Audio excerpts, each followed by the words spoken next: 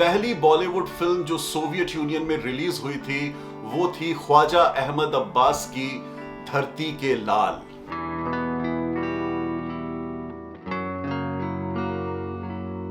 इस फिल्म को इंडिया में 1946 में बनाया गया था और 3 साल बाद इस फिल्म को रशियन लैंग्वेज में डब करके 1949 में सोवियत यूनियन में रिलीज किया गया था।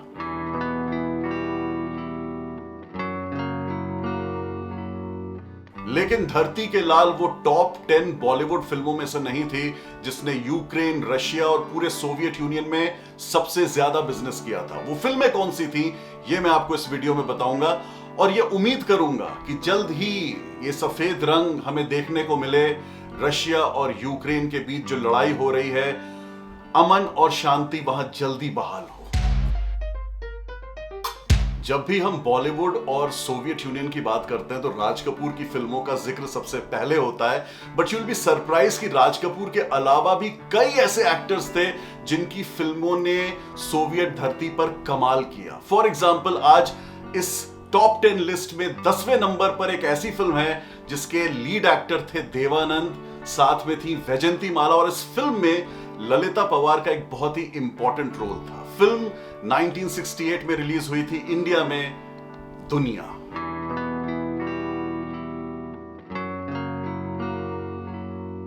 इस फिल्म दुनिया को जब रशियन में डब करके सोवियत यूनियन में रिलीज किया गया तो टिकट सेल्स थी 4.2 करोड़, यानी 4 करोड़ 20 लाख लोगों ने पूरे सोवियत यूनियन में इस फिल्म को देखा था और इस फिल्म ने उस जमाने में करीब 90 लाख रुपए कमाए थे।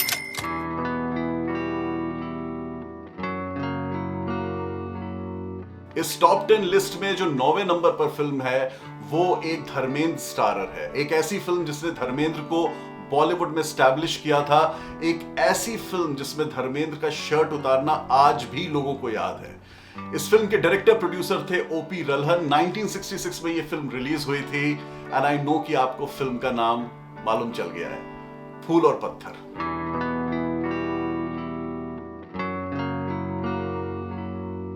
फूल और पत्थर को रशिया, यूक्रेन और बाकी सोवियत स्टेट्स में भी लोगों ने भरपूर देखा।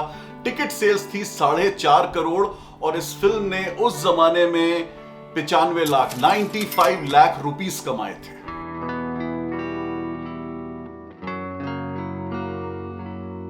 सोवियत यूनियन में सबसे ज्यादा पैसा कमाने वाली 8वें नंबर की जो फिल्म है उसमें भी धर्मेंद्र थे और धर्मेंद्र के साथ इस फिल्म में अशोक कुमार थे और इस फिल्म में सुचित्रा सेन का डबल रोल था। 1966 में यह फिल्म रिलीज हुई थी, ममता।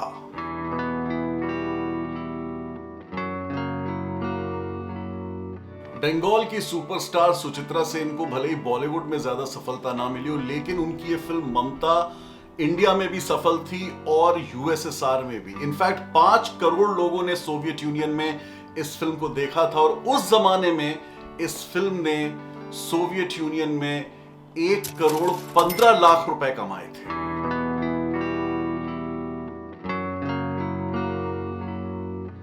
इस लिस्ट में 7वें नंबर पर वो फिल्म है जिसके लिए हेमा मालिनी को उनकी जिंदगी का इकलौता फिल्म फेयर अवार्ड मिला था। Written by Salim Javed, directed by Ramesh Sippy. Hema Malini in a double role, Sita और गीता।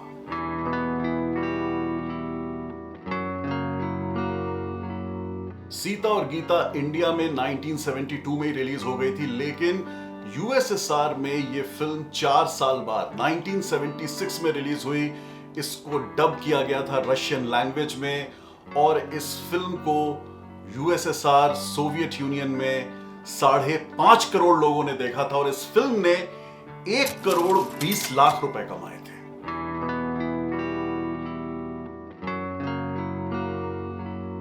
सोवियत यूनियन में सबसे ज्यादा पैसा कमाने वाली बॉलीवुड फिल्मों की टॉप 10 लिस्ट में अगली फिल्म है रमेश सिप्पी की ही। एक ऐसी फिल्म जिसको फिल्म ऑफ द मिलेनियम भी कहा जाता है, एक ऐसी फिल्म जिसके लिए रमेश सिप्पी हमेशा याद रखे जाएंगे and I think you know the film. 1975 में रिलीज हुई रमेश सिप्पी की शोले इज ऑन नंबर 6।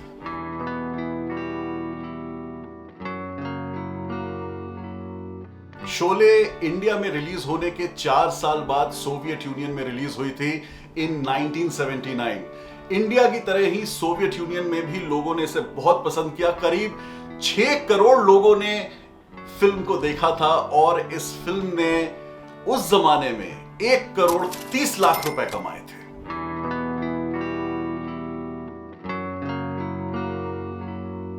इस लिस्ट में ये अगली फिल्म कमाल की है। ये फिल्म इंडिया में फ्लॉप थी, लेकिन इस फिल्म को यूएसएसआर सोवियत यूनियन में लोगों ने बहुत ज्यादा पसंद किया, शोले से भी ज्यादा पसंद किया।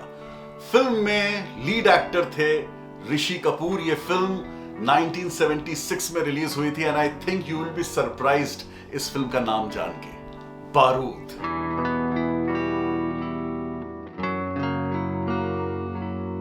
बारूद इंडिया में रिलीज होने के 2 साल बाद यानी 1978 में रशियन में डब करके सोवियत यूनियन में रिलीज की गई। इस फिल्म को करीब 6 करोड़ 10 लाख लोगों ने देखा और इस फिल्म ने उस जमाने में 1 करोड़ 35 लाख रुपए कमाए थे।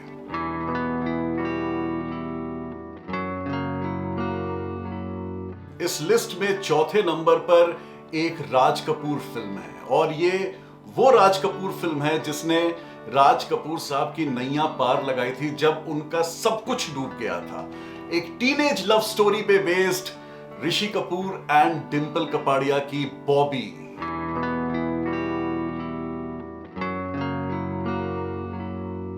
बॉबी इंडिया में रिलीज होने के 2 साल बाद 1975 में सोवियत यूनियन पहुंची और वहां के लोगों ने राज कपूर के साथ साथ राज जी के बेटे ऋषि कपूर को भी बहुत प्यार दिया। 6.25 करोड़ लोगों ने इस फिल्म बॉबी को सोवियत यूनियन में देखा था और उस जमाने में इस फिल्म ने 1 करोड़ 40 लाख रुपए कमाए थे।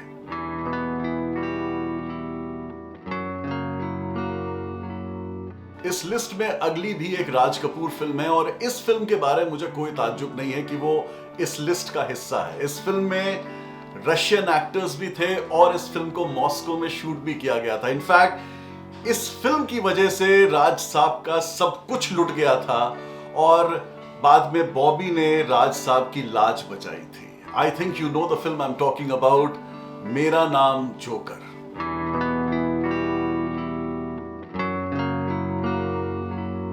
मेरा नाम जोकर को पूरे सोवियत यूनियन में 7 करोड़ 30 लाख लोगों ने देखा था और इंडिया में तो फिल्म पैसा नहीं कमा पाई, लेकिन सोवियत यूनियन से इस फिल्म ने 1 करोड़ 60 लाख रुपए कमाए थे।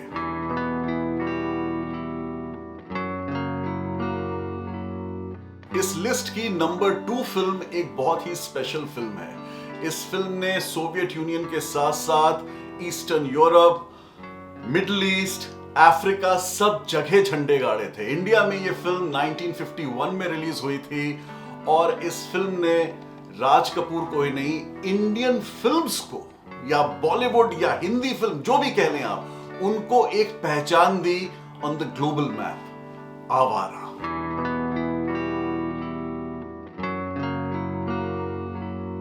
आवारा 1954 में रिलीज हुई थी सोवियत यूनियन में और इस फिल्म के रिलीज होते ही कमाल हो गया।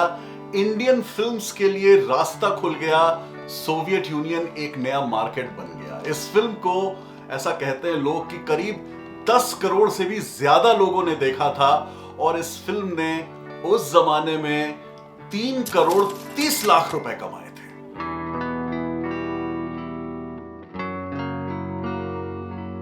सोवियत यूनियन में सबसे ज्यादा पैसा कमाने वाली बॉलीवुड फिल्म 1982 में इंडिया में रिलीज हुई थी। इस फिल्म के रिलीज होते ही 2 लोगों का करियर रॉकेट की तरह ऊपर चला गया। एक थे मिथुन चक्रवर्ती और दूसरे थे Bappi Lahiri. And I am talking about Disco dancer.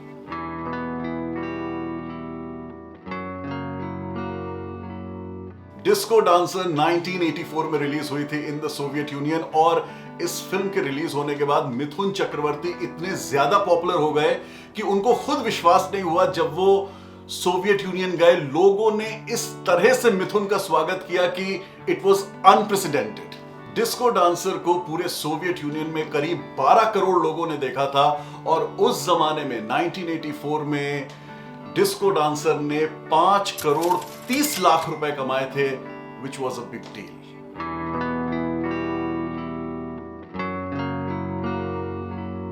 इन फिल्मों ने सिर्फ पैसा ही नहीं कमाया, सोवियत यूनियन में इंडियंस के लिए गुडविल भी तैयार की, जो कि एक बहुत इंपॉर्टेंट बात है। Indian artist, Indian culture, Indian फिल्में क्या हैं, सोवियत यूनियन में रहने वाले लोगों को इन फिल्मों की वजह से पता चला। इंडियन टूरिस्ट जब वहां जाते हैं तो उनको भी बहुत प्यार मिलता है, और वो सब हमारी फिल्मों की वजह से है। आई डू होप कि यूक्रेन और रशिया की ये जो लड़ाई है ये जल्दी खत्म हो और सोवियत रीजन में अमन और चैन जल्दी वापस आए। You take care guys, Tata.